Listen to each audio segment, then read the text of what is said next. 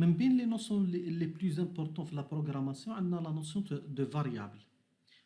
Donc بين نتعلموا شي la variable نروحوا avec un exemple كون نقولوا مثلا x égale 5 نزيد نصوتي نقولوا y égale 6 نقولوا print ولا قبل ما نقولوا print نقولوا له z égale x plus y.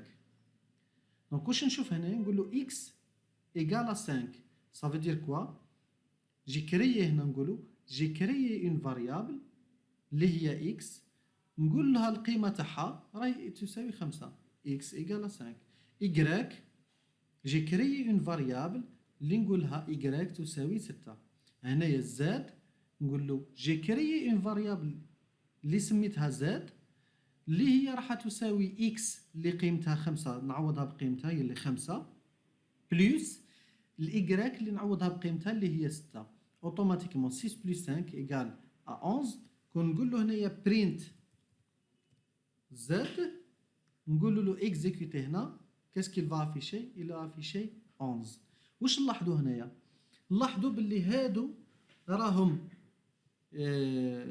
ولا هادو نسميوهم دي فاريابل où on est en train de leur donner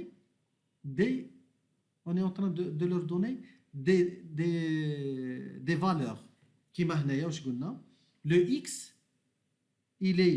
c'est une variable on lui a donné la valeur 5 le y c'est une variable on lui a donné la valeur 6 z c'est une variable on lui a donné la valeur de x plus la valeur de y. On est en train d'utiliser le Python pour faire des trucs très simples, comme une simple calculatrice. Je fais un autre exemple. Par exemple, je prends x, ou bien je prends a égale bonjour. Et je fais print, par exemple, A. Je fais exécuter. Qu'est-ce qu'il a donné? Il a affiché bonjour. Donc, qu'est-ce qu'il a fait? Il a remplacé le A par sa valeur, qui est égale à bonjour. Donc, le X, Y, Z et A sont des variables. On les appelle les variables. C'est quoi donc une variable? C'est un espace mémoire. Donc au niveau de la mémoire de l'ordinateur, il y a un emplacement dans la mémoire. L'ordinateur, il l'a nommé X et il lui a donné la valeur 5. Il a créé un autre espace mémoire. Il l'a nommé Y, il lui a donné la valeur 6. Il a créé un autre espace mémoire Z. Il lui a donné la valeur de X plus la valeur de Y.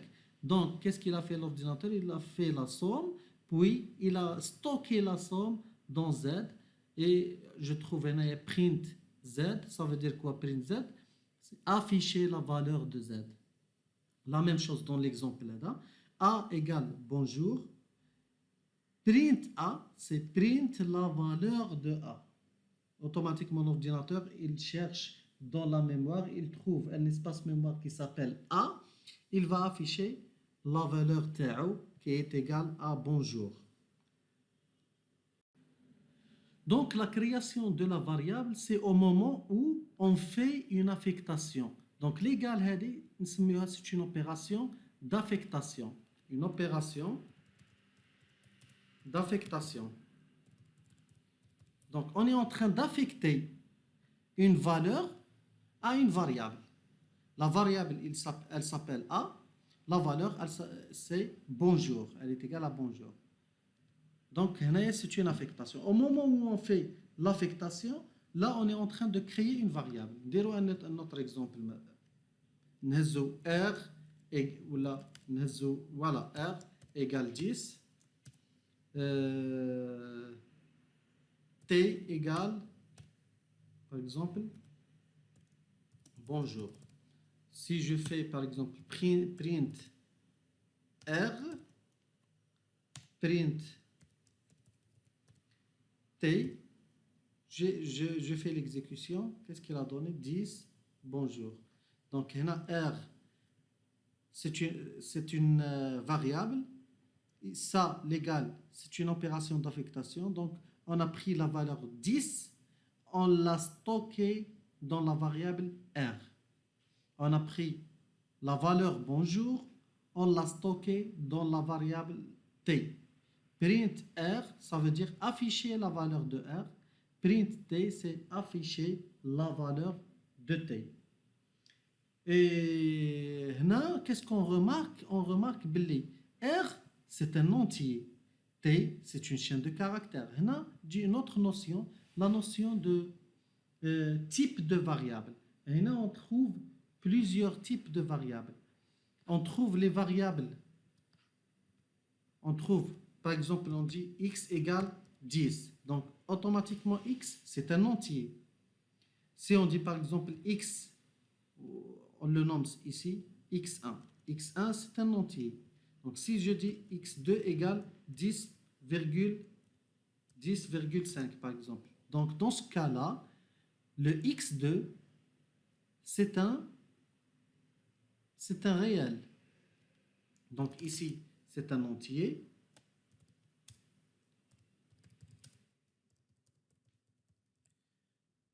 Ça, donc, automatiquement, c'est un réel. Si je fais, par exemple, x3 égale, et j'écris entre deux cotes, bonjour.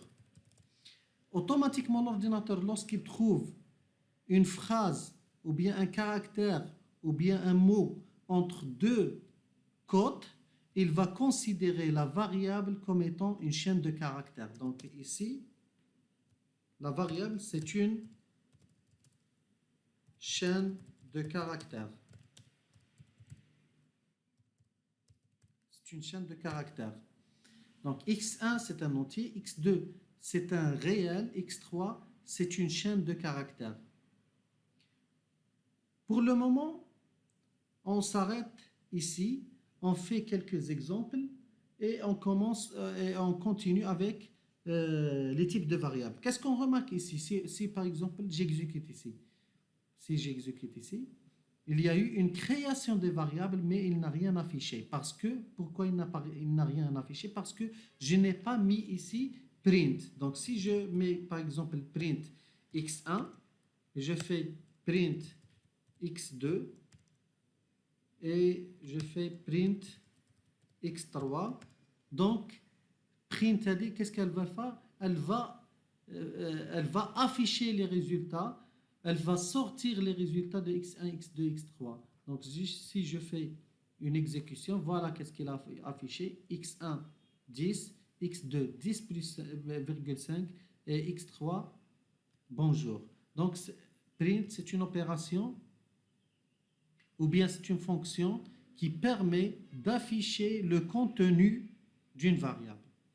Qu'est-ce qu'on remarque ici? L'ordinateur, il n'a pas exécuter cette phrase. C'est un entier, c'est un réel, c'est un... Supposons donc j'enlève هذا, juste هذا, le petit sharp, le dièse. Supposons je l'enlève et je fais exécuter. Donc on a invalide syntaxe, une syntaxe invalide. Il y a eu une erreur aussi à ce niveau-là. علاش? Parce que ça, je veux le considérer juste comme étant un commentaire. Donc, pour le considérer comme étant un caractère, je dois rajouter une dièse, un symbole de dièse ici, le dièse. Et comme ça, l'ordinateur il va le considérer comme étant un commentaire. Et donc, automatiquement, l'ordinateur, il va exécuter ça, x1 égale à 10. Il ne va pas faire attention à ça.